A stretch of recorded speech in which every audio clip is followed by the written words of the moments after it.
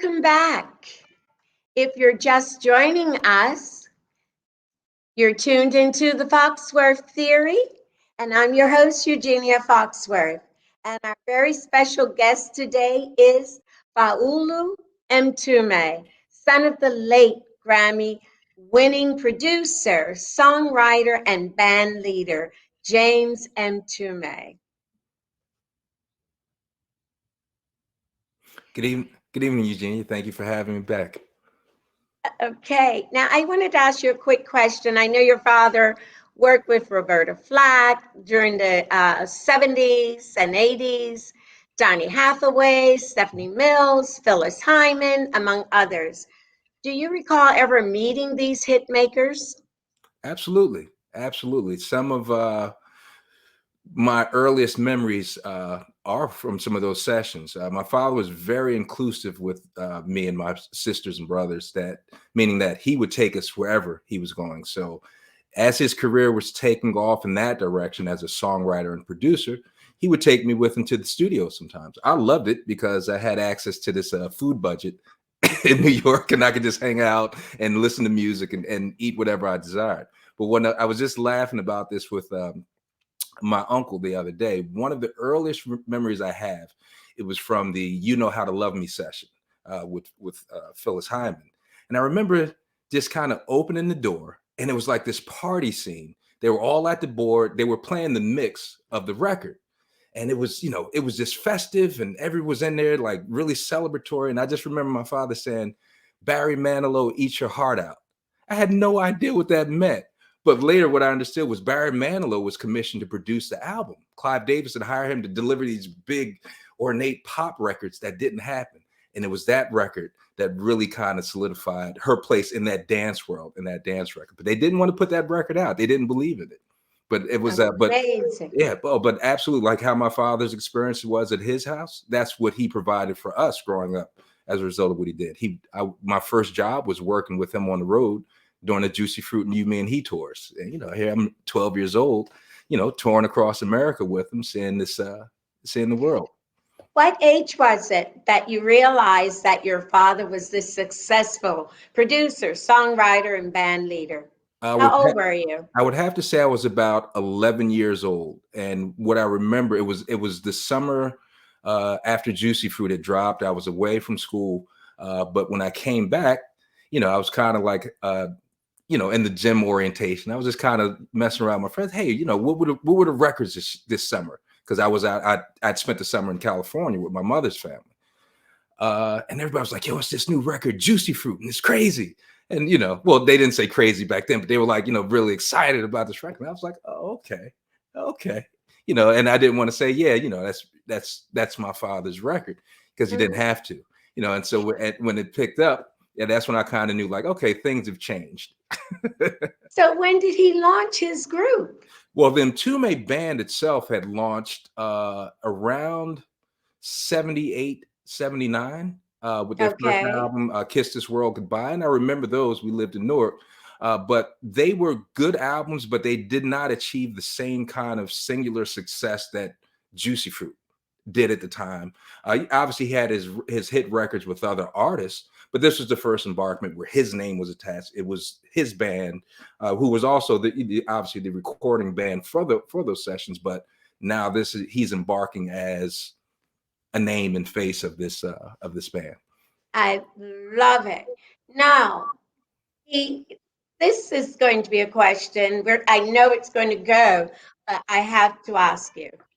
Uh, your father composed music such as Native Son, which Mhm. marked Oprah Winfrey's debut Yeah. as an actress. What was that like for him? That was probably one of the things he most looked forward to, again, in his list of things wanting to do, because the opportunities for Black composers in the film space was few and far between. I mean, obviously, you had great examples in regards to Curtis Mayfield, what he did for Superfly, or what Isaac Hayes had done for Shaft. But, even in Isaac Hayes' example, he wins an Oscar and then never gets an opportunity to do it again. So he was quite clear on, that we weren't really invited or welcomed in those kind of spaces. So when this opportunity came about, I mean, he took it on full steam, and he lived for challenges. And so for him to Mhm. be able to be asked and to be able to execute a movie soundtrack, for the film and scoring, it was an awesome experience for it. Then that's what basically had led way for him to do later on New York Undercover. Okay. Now, I wish I could talk to you forever. Hey, I What got time. I'm gonna have to call you in private and talk. Okay. I'm my boyfriend's not jealous, so whoever you're with, I hope isn't jealous. Now, over the many years, artists have sampled your father's Yes. music, Yes. and especially the hip hop world. How did he react to that? Interesting question. So, in the inception of sampling, when it started to become a really popular technical form, he was a vocal. He was vocal about this. That in the sense of, if you're going to sample music, the artist that you're sampling should be compensated accordingly. And this was a very, very hard subject for a young hip hop to digest. Now, you got to remember, I'm of the hip hop generation. So I'm kind of like on both sides of it, but it made perfect sense because he would say, if I took your lyrics and put it on my music, that doesn't make it my song, it makes it ours. He said, so it Mm. has to happen in reverse. So because of that, he initiated that kind of debate of what is publishing and what is right and wrong. And as a result of it, that's why he was able to establish the deals that he did from the beginning when people chose to sample his recordings. A good thing about my father was that he understood the value of publishing very early on. And this is from his jazz albums, like his first recording in 72, Al Cable Line. So he controlled 100% of this. So he could say, hey, if you want to use my music, that's beautiful. But if you make $1, I got to make 50 cents. You know, it's pretty cut and dry. It'll be almost as if we were in the studio together making this new composition. And that was very, very smart of him, because now, as you said, with all the samples that happen from a record like Juicy Fruit, we're now attached to all of these new compositions, all the derivative works. So my father hadn't worked since 98 after the end of New York Undercover. He didn't have to. He put himself in a really, really unique position in that sense. And what I found out later was that was the plan all along. It was always to be free, and music was just a vehicle to get to that destination. Right. Now, you had mentioned New York Undercover a couple of times. Mhm. What were his contributions that made that show stand out? Okay. The most okay, the contribution that he made that was probably most significant visually was Yes. Natalie. In the pilot episode, Natalie's was just supposed to be a place where the officers would wind up at the end of the show, would have a drink, kind of recap. It was never meant to be a place where these performances was happening.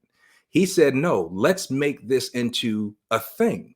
We can bring in, older established artists and have them do their classic, bring in new artists, have them do classic materials, and we'll make this a segment of the show, which was great because you had a lot of the audience tuning in just to see who was going to be at Natalie's. And he produced each of those songs every week. The second thing was that the opportunity of what he had to do with creating that sonic backdrop and that score for each of the shows.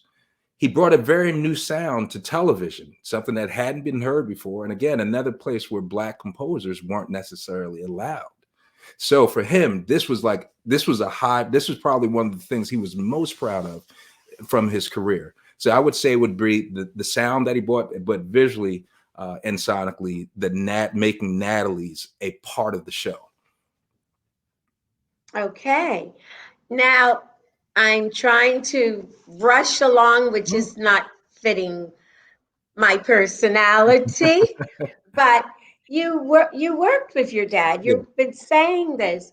So, you making sure that he was being compensated for his works, and what did you do? I mean, how did you do this as a young person? Oh, absolutely. Well, yes, I've been working directly with my father for close to 10 years in the capacity as a director of his publishing catalog. So my responsibilities are reviewing the contracts, pursuing the syncs for when the songs are used in television or movies, the sample clearances, monitoring our performance rights, and all of those kind of issues where we're trying to make the catalog as robust as possible.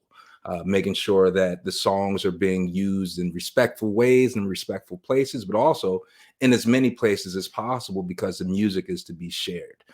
So I was very fortunate that he had allowed me to do that because anyone, he could hire anyone, but I don't know if he was trying to cut corners a little bit, save a few bucks. I don't know, but I think that he saw that this would be something generational for his bloodline, for his family. And that's what we're upholding. So we don't leave it in anyone else's hands because we're very confident to handle it on our own. And it's been very rewarding, not just monetarily, but in the sense that I have an opportunity to continue the legacy because Mtume started with him. So he took that name and he built that name and he built a very strong foundation and legacy for myself, my siblings, and our children to build and continue upwards. So it's a very unique opportunity. So that's what you're doing to continue his legacy. Absolutely. Making sure Absolutely. it's preserved. Huh? Absolutely. And in the integrity in which he would do it, because I'm very clear on what that is. Yes, I'm sure. Believe me. Your father is sitting on your shoulder right now. And He's sitting on my shoulder, on my back, on my neck, and my head. He's everywhere. He's everywhere. he's everywhere. He's everywhere. Absolutely. Now, what advice would you have? Um, you know, or would you not you? See, I got confused there because I'm thinking your fathers are there. I mean, you're so strong and, getting it out. What advice would James M. Tume share with those who want to be in the music business? Okay. Uh, well, I'm going to try and speak specifically to those that would want to join the business in a similar fashion that he did as songwriters or producers. And this was something that was always very important to him to share information with the generation behind, because he always believed that wisdom not connected to the energy it's not going to work. So he said you needed to connect to the younger generation to show them what you have so that they can take the music further. The first thing he would always say to young songwriters is know your tempo. Understand, what is your place? What is your zone? Do you write up tempo? Are you better as a balladeer? And then he would have a thing where he said imitation, emulation, and innovation. So he said, as you start off, you're attracted to something and you tend to imitate it. Like for him, his early influence was like Burt Bacharach or Curtis Mayfield. So he would do things to kind of imitate. So as you develop, the imitation moves on to emulation, whereas you're kind of starting to, find your space in it or find things that you're doing and moving a little bit away from just kind of copying. He said, and then when you reach the place where you really need to be is when you're innovating. And now you've taken all these pieces and now it's coming through you in this way as your expression. And he said, always, to operate as what is your signature as well. You have to be unique. You have to have something that's identifiable in the space, because you have to push it to the innovative space if you're going to do it. And obviously work, do the work. Don't cut any corners on this music. You can't lie to it. You cannot lie to the music. No. And what about you? Yeah. What advice would you share with up and coming artists? I would, in the younger generation, I would say, I would have to pick up where he left off is don't cut the corners, study the music, because we have with the technology, it allows us to have access to sounds, have access to pre-recorded music to kind of you don't need to be a musician to play music now because of technology. And that's just the nature of technology. But, he would say things very simply. He said, if you want to be a lawyer, you have to study what? The law. You want to be a doctor, you have to study what? Medicine. If you want to be a musician, study the music as well, because we don't want to get into a place where we become stagnant in what we have to offer. I mean, if you think about all of the truly American art music, it's all black Yes, music. It's jazz, of it's course. blues, rock and roll, and hip hop. This is all us. But what's happening now is we're not pushing anything. We've kind of plateaued. And so with the taking the music out of schools, if we're not, if church is the only place where people are learning how to play music, this is not by accident. And so what's going to happen is, and as he always said, the plan is to have black music without black faces or black people. So what do we have? So if we're not if Exactly. we're not pushing our own music and creativity forward, then we're going to be stuck here. And And that's I not, yeah, totally agree with you. yeah. Totally. Now, I have to ask you real quickly, how can everyone follow you on social media and keep up with your journey? Well, I got to be very honest. I have been an analog guy. I'm antiquated. I don't have a social media, but we have jamesmtumeonline.com. That is the place where we can interface. We have an IG, but you know what? When my father deceased, they shut it down. So if anyone can help, if anyone in the audience can help us out with that, that would be very helpful, because that was the way that we share the information for them. Because we have a lot of events coming up and a lot of things in design to continue the legacy. My father, well, do you mind if I mention some of? Yes, and then we will have to say, I will continue speaking to you at your time, and Okay. I do promise that. But Okay. you can mention someone, of I would course. just like to mention one thing, because this was very important. So in August of this year, they're having the 50th anniversary of the National Black Political Convention in Newark, New Jersey. My father was a co-creator and a co-convener of this event with the mayor of Newark, Ras Baraka, and Mayor Lumumba out of Jackson, Mississippi. So they're still honoring him in this. And as part of the event, we're going to have a celebratory concert and a memorial for him on the 4th, and then at the end of the event on the 7th. So anyone in the New York, Philadelphia, Connecticut area, we would love it. It's going to be a great political event, but also this will be a place where we'll be able to kind of celebrate him publicly. Well, thank you, Falu. Thank you. I would like to say that you have widened my vision, and thank you for joining us today. And thank you, the viewers, for watching the Foxworth Theory. And you can see us on Thursday and on Tuesday at 9 p.m. Eastern Standard Time. Eugenia, I thank you so much for allowing me the opportunity to have a conversation, some time with you, and to talk about this, man. Thank you. Thank you. Thank you.